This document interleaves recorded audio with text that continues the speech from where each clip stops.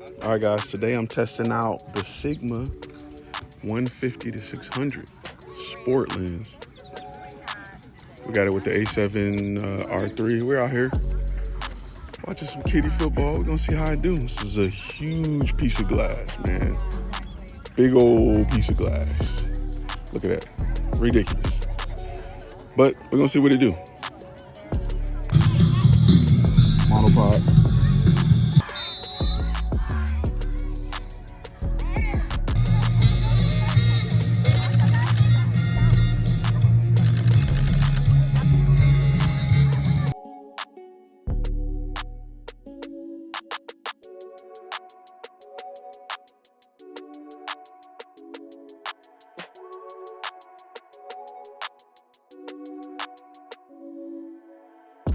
So I like to get my lenses in EF mount because I have red cameras and I want to be able to use my lenses across everything. So you sacrifice speed, focus speed, but it's not as bad as you think.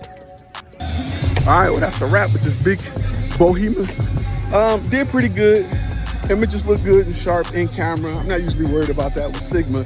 The only thing I'm worried about is focusing speed with the MC11 adapter, but everything's been updated. It worked as good as I expected.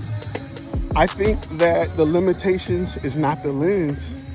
I think the limitations, which it ain't much, but it ain't, it ain't like a native lens. It ain't like a native Sony, I'm not gonna lie to you.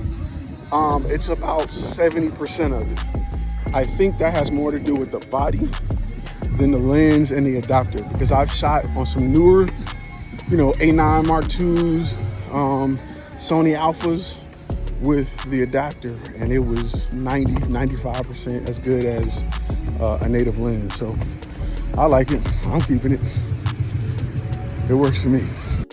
If you're serious about growing your photography or video production company, download the FlashFilm Academy app and join today.